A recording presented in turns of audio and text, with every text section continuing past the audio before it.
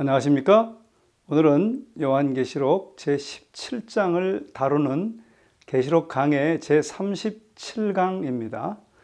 오늘은 17장 전반부를 좀 다루겠습니다. 특별히 그 전반부의 내용은 음녀 바벨론에 관한 내용입니다. 17장과 18장은 7재앙 중 6재와 7째 재앙에 대하여 집중적으로 설명하는데요. 재앙의 주요 대상인 바벨론의 실체와 그 멸망의 이유, 그리고 멸망당하는 장면을 구체적으로 묘사해 주고 있습니다.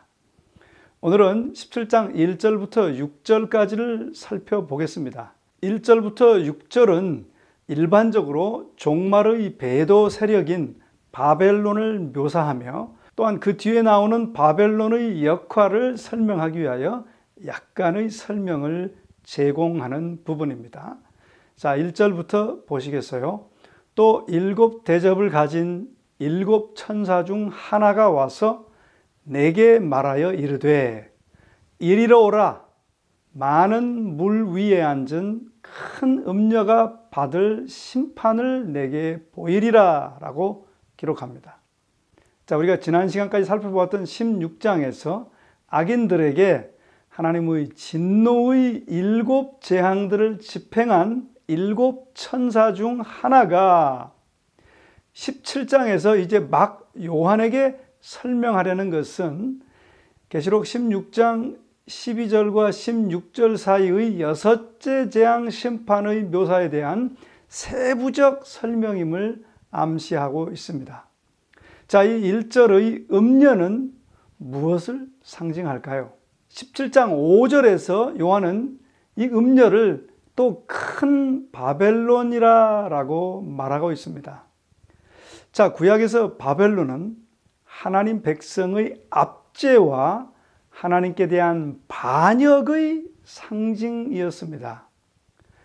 요한은 마지막 때 국가와 동맹한 세상을 지배하는 배도적 종교 연합 체제와 그것과 관련된 권세들을 묘사하기 위하여 바벨론이라는 말을 이 17장에서 사용하고 있습니다.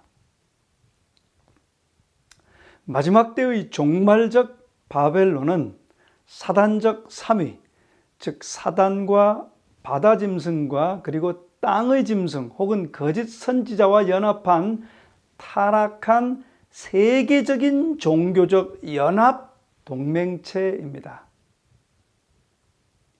계시록 17장에서 이 마지막 때의 배도한 종교 체제인 종말적 바벨론을 묘사하면서 요한은 고대의 바벨론과 관련된 구약의 많은 구절들을 인용합니다.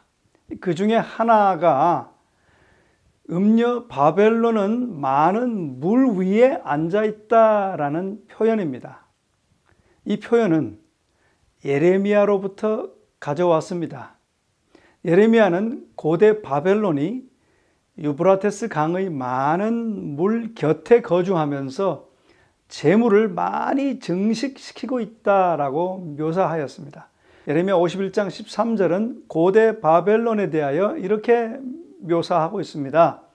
많은 물가에 거하여 재물이 많은 자여, 내 탐람의 한정, 내 결국이 이르렀도다 라고 말하고 있습니다. 자, 이제 계시록에서 천사는 요한에게 음녀가 앉아있는 물은 이보다 더 깊은 의미가 있다라고 설명합니다. 물은 상징적으로 세상의 세속적 권세들을 지칭하는 것으로서 마지막 때 바벨론을 섬기고 하나님과 그분의 백성을 대적할 백성과 무리와 열국과 방언들이라고 계시록 17장 15절에서 말해주고 있습니다. 또한 이 음녀가 백성과 무리와 열국과 방언들, 즉 세속적 권세들 위에 앉아 있다는 것은 그녀가 그들을 정복하고 지배한다는 것을 의미합니다. 레드란 신학자가 말한 대로 1세기의 로마는 많은 나라들을 정복함으로 그의 힘과 주권을 행사하였다는 의미에서 그가 많은 물 위에 앉아 있다고 할 수 있을 것이다. 그러나 온 세상을 미혹하여 하나님이 아닌 것을 경배하게 하려는 종말적 바벨론은 더욱 그러할 것이다 라고 묘사하고 있습니다. 자, 2절로 가겠습니다. 땅의 임금들도 그와 더불어 음행하였고 땅에 사는 자들도 그 음행의 포도주에 취하였다 하고 라고 기록합니다. 자, 그 천사는 이 음녀가 땅의 임금들과 더불어 음행을 하였다라고 설명합니다. 여기서 말하는 땅의 임금들은 바벨론이라 칭하는 배도한 종말적 종교연합체제를 돕는 일에 그 영향력과 권위를 행사할 세상의 정치 권세들을 대표합니다. 그 땅의 임금들과 바벨론과 관계를 맺는 것이 성적 음행으로 묘사되고 있습니다. 종종 구약에서 음행이라는 단어는 하나님의 선지자들이 주변의 배도하고 불순종한 국가들과 부정한 관계를 맺은 이스라엘과 관련하여 사용하였습니다. 에스겔은 이렇게 기록하고 있습니다. 내가 이같이 당할 것은 내가 음란히 이방을 좇고 그 우상들로 더럽혔음이라고 부르짖었습니다. 자, 계시록 17장은 구약의 이 개념을 사용하여 세상의 정치 세력들이 경제적인 이득을 위하여 종말적 바벨론과 맺은 부정한 동맹을 묘사하기 위하여 음행하였다라고 말합니다.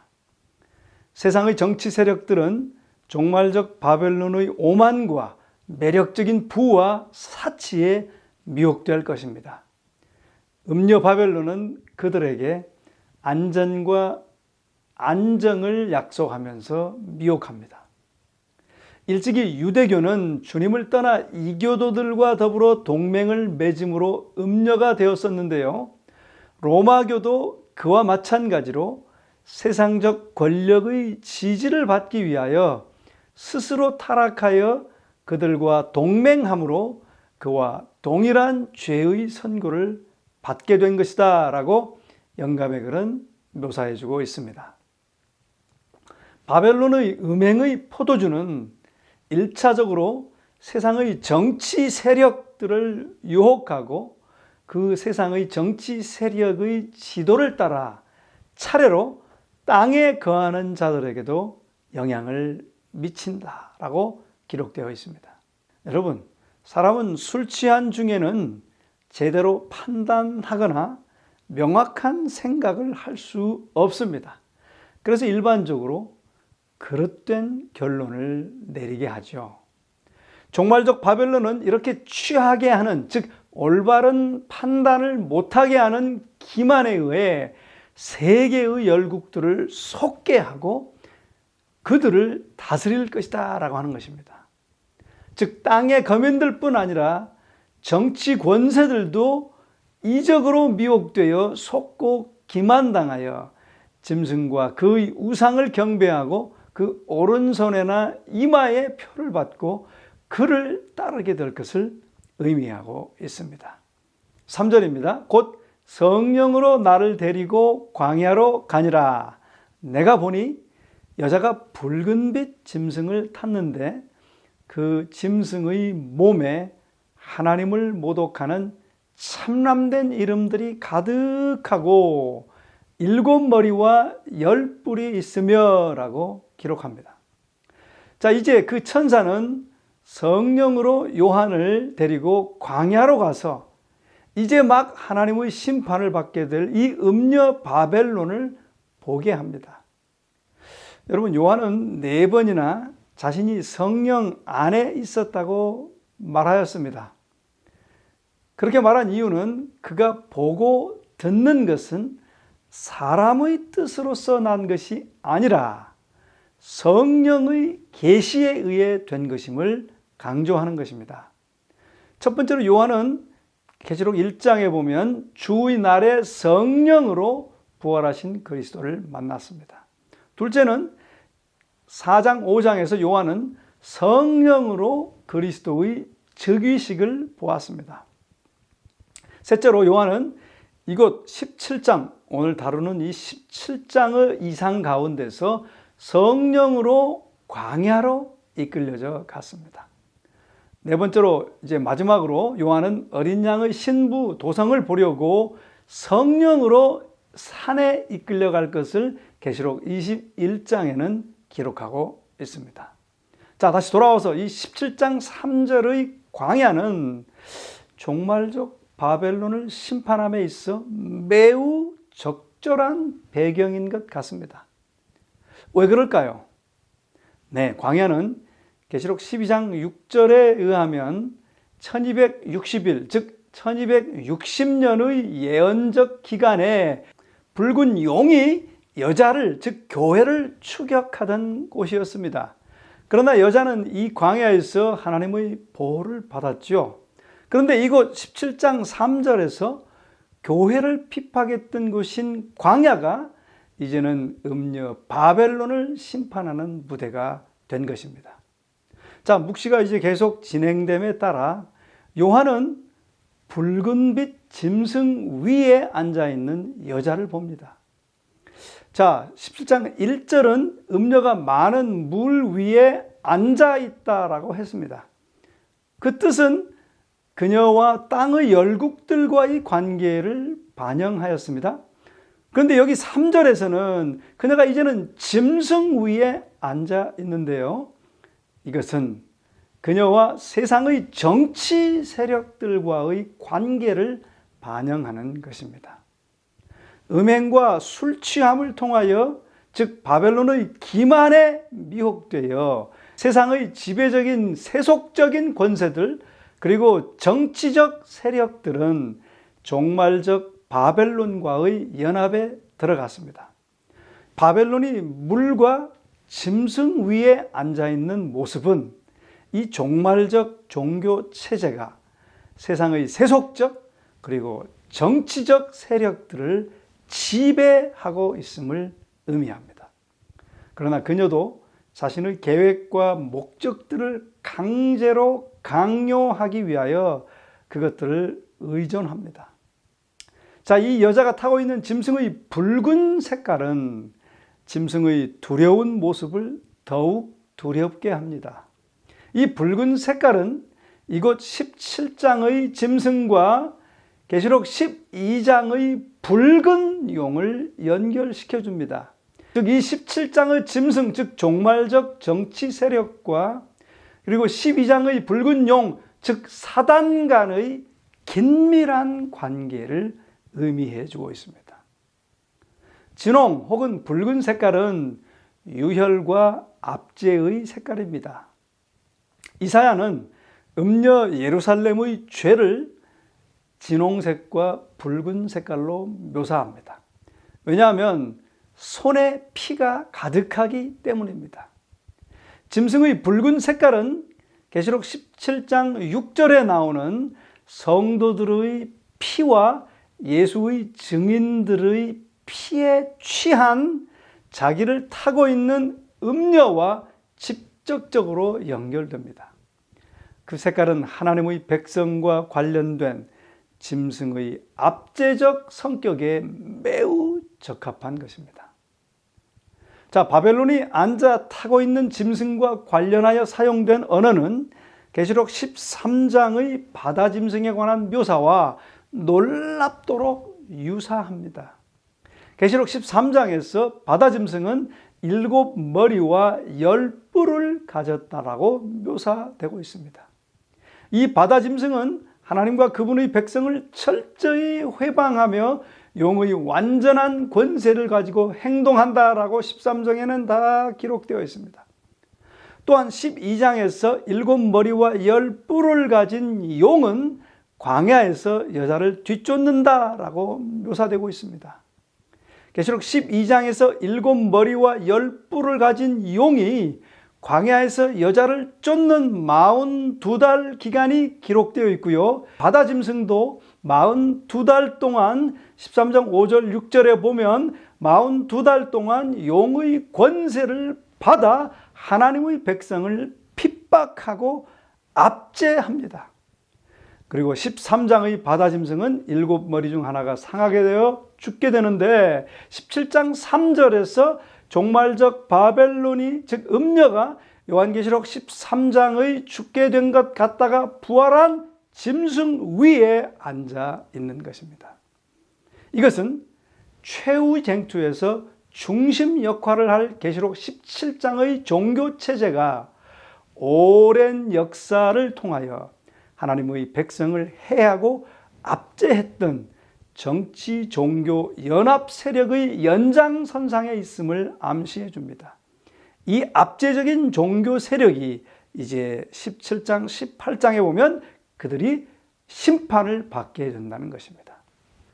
이제 말씀은 이 여자에 대해 더 묘사해 줍니다. 4절이에요.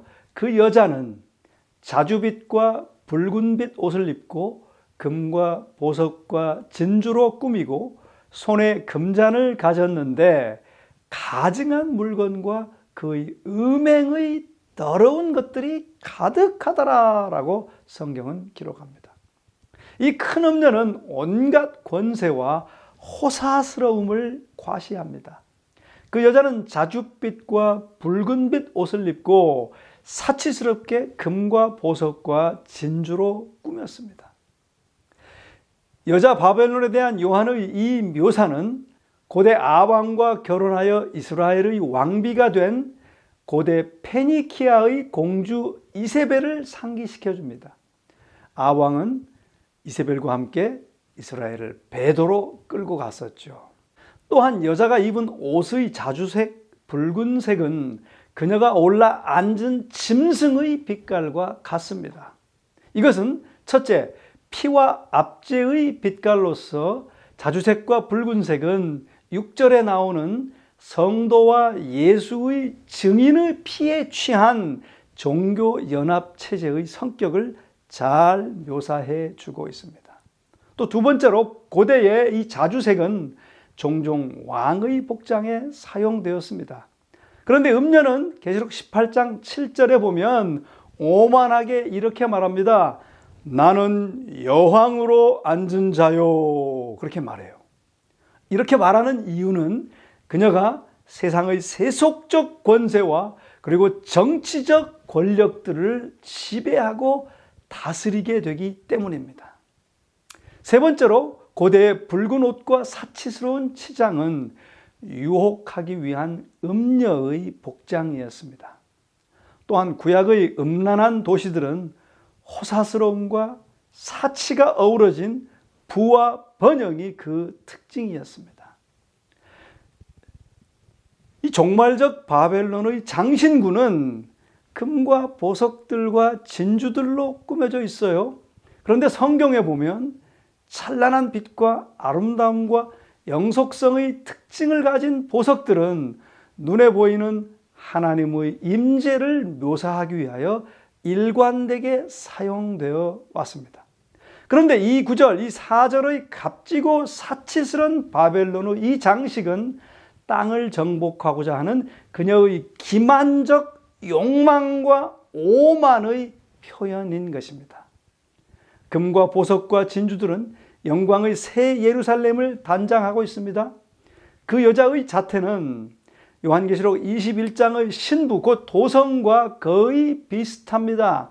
그러나 음녀 이 큰 바벨론은 어린 양의 신부인 새 예루살렘의 모방일 뿐이고 그 속성은 정반대임을 시사해 주고 있습니다. 또한 바벨론의 사치스러운 모습은 성도들의 옳은 행실을 대표하는 빛나고 깨끗한 세마포를 입고 있는 어린 양의 신부와 현저한 반대적 대조를 이루고 있습니다. 자, 음녀는 그녀의 손에 금잔을 들고 있습니다. 일반적으로 금잔은 가장 달콤한 술을 약속합니다. 그러나 종말적 바벨론이 들고 있는 금자는 가증한 물건과 그의 음행의 더러운 것들로 가득 차 있다라고 말합니다. 예레미야는 바벨론이 여호와의 수중의 온 세계로 취케 하는 금자니라 열방이 그 포도주를 마시고 인하여 미쳤도다. 바벨론이 졸지에 넘어져 파멸된다라고 기록하고 있습니다. 이 말씀처럼 종말적 바벨론은 짐승을 경배하게 할 목적으로 그녀의 음행의 잔으로 모든 사람을 취하게 합니다. 즉 모든 사람을 기만당하게 한다는 것입니다. 이교의 풍습과 철학으로 변질된 배도한 바벨론의 취하게 하는 금자는 교회들의 비성서적인 기만적 교리들이라고 말할 수 있겠습니다. 그것은 바로 영원지옥설, 연옥설, 일요일 성수설, 마리아가 원죄 없이 잉태됨, 또 승천함, 마리아에게 기도하는 것, 죽은 자를 위하여 기도하는 것, 성체성사, 고해성사, 세례의식, 성상유물예배, 영혼불멸설, 비밀휴거설, 죽은 자를 위한 세례 등등, 그리고 기상천외의 이적들이 바로 그러한 것들이 될 것입니다. 이러한 것들로 바벨론, 즉 음녀가 만국을 취하게, 즉 기만당하게 완전히 미혹하게 된다는 것입니다. 5절입니다. 그의 이마에 이름이 기록되었으니 비밀이라 큰 바벨론이라 땅의 음녀들과 가증한 것들의 엄이라 하였더라 라고 기록합니다. 자, 요한은 음녀의 이마에서 신적 비밀에 속한 한 이름을 봅니다. 그것은 비밀이라 큰 바벨론이라 라고 하는 것이고요. 땅의 음녀들과 가증한 것들의 엄이라 라고 기록되어 있습니다. 여기서 비밀이란 말은 여자의 이마에 있는 명각에 붙은 접두어일 것입니다. 종말적 바벨론은 문자적 의미로서가 아니라 이제 그 비밀이 드러나야 할 비밀스러운 이름으로 이해되어야 할 것입니다. 오직 신적 식별력을 부여받은 자들만이 그 이름의 완전한 의미를 파악할 수 있을 것입니다. 바벨론은 용과 바다 짐승과 땅의 짐승으로 구성된 마지막 때의 세계적 동맹체로서 비밀스러운 이름인 것입니다. 그 비밀을 조금 더 약간 설명해 줍니다. 이 사단적 삼위, 즉 큰 바벨론은 모든 거짓되고 배도적인 종교 체제들, 예를 들면 불교, 이슬람교, 힌두교 등을 연합시킨 것입니다. 이런 연합의 결과로 바벨론은 땅의 음녀들과 가증한 것들의 어미가 되는 것입니다. 그렇기 때문에 이곳에 등장하는 바벨론은 갈라디아 4장 26절에서 기록된 우리의 어머니인 하늘의 예루살렘과 정반대의 위치에 서 있는 것입니다. 이름이 그 특성을 나타내듯이 이 종말적 종교연합 세력은 구약의 고대 바벨론적 특성을 지니게 됩니다. 구약의 고대 바벨론은 하나님에 대한 반역의 시작을 상징하며 그것의 야심은 하나님의 통치권과 자리를 찬탈하고자 하늘에까지 이르는 것이었습니다. 그러므로 고대 바벨론은 전 역사를 통하여 하나님께 대한 저항과 모든 반역의 전형적인 근원이 되었습니다. 이러한 반역의 절정으로 요한계시록에서 종말적 바벨론의 자녀들은 우상을 경배하고 그들의 이마에 아예 짐승의 표를 가지고 있는 것입니다. 계속 17장에서 여자, 즉 음녀, 즉 바벨론에 대한 묘사는 더 깊은 의미가 있는 것 같습니다. 이 여자의 모습은 구약 성소의식의 대제사장을 흉내내고 있습니다. 금과 보석과 진주로 꾸민 자주색, 주홍색 옷은 자주색, 주홍색뿐만 아니라 금과 보석으로 꾸민 대제사장의 의복을 생각나게 합니다. 또 그 여자가 들고 있는 잔은 성소의 기구와 유사합니다. 또 그녀의 이마에 새겨진 글은 대제사장의 관에 새겨진 글, 여호와께 성결이라는 글과 반대적인 내용입니다. 이러한 인유들은 계시록 17장의 바벨론 음녀 이 여자의 모습이 마지막 때의 정치적 혹은 세속적 단체라기보다는 참교회를 똑같이 모방하는, 참제사장을 똑같이 모방하는 기만적인 미혹적인 종교적 연합체제를 가리키는 것을 시사합니다. 그 여자는 옛날 바벨론이 그러했듯이 마지막 때에 세상을 배도로 유혹할 강력한 사단의 도구가 될 것입니다.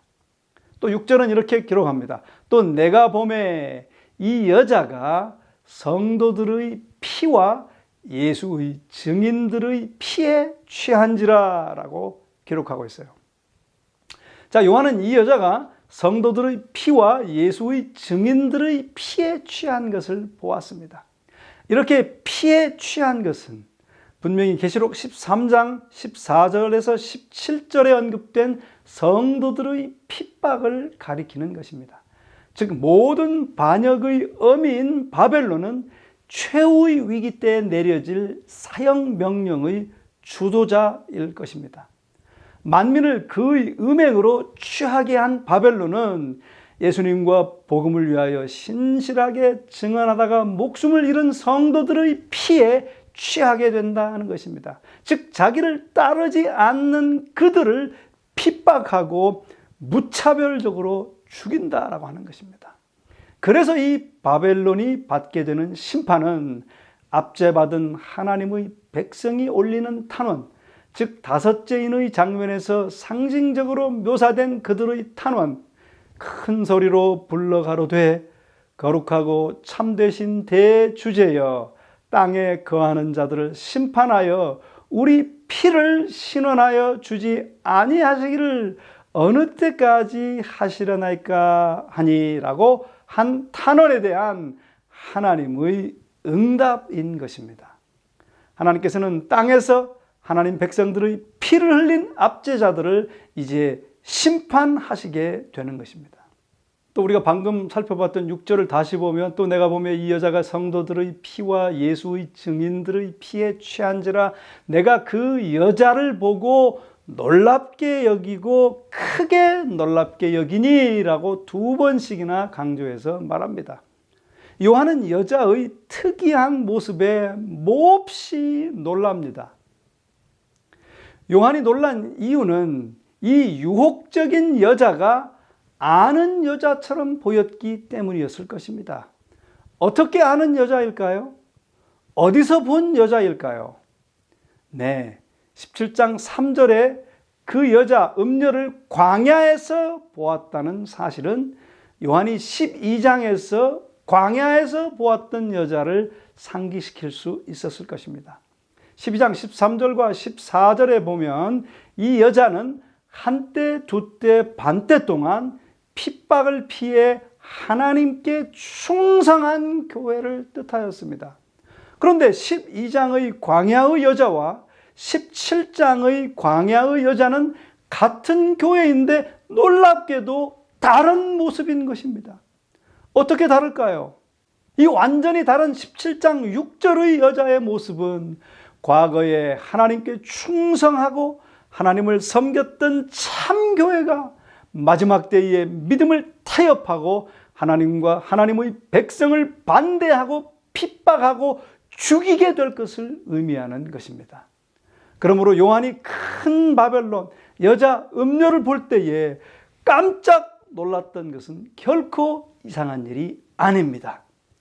이것은 하나님의 마지막 때의 백성이 요한계시록에서 왜 여자라는 이름을 사용하지 않고 그 대신 여자의 남은 자손이라고 불렸는지를 설명해 줍니다.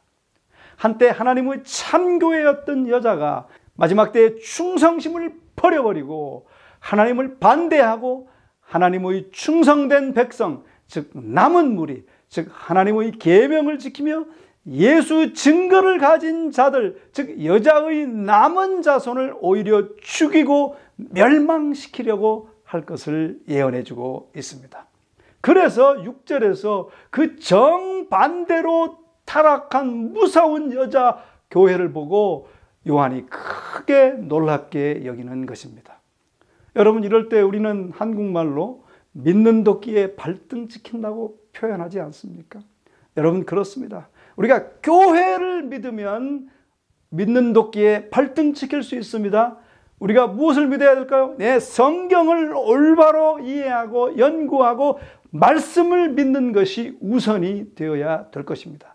그래야 이 기만과 유혹에 미혹되지 않고 마지막 때에 진리의 백성으로, 진리의 남은 백성으로 굳게 설 수 있게 될 것입니다. 오늘 우리에게 이렇게 분명한 아주 미혹스러운 바벨론의 정체를 잘 설명해 준 이 말씀을 다시 한번 감사드리면서 우리가 확실하게 이해하고 깨달아 마지막 때에 미혹되지 않는 여러분과 제가 되시기를 주님의 이름으로 간절히 소원합니다.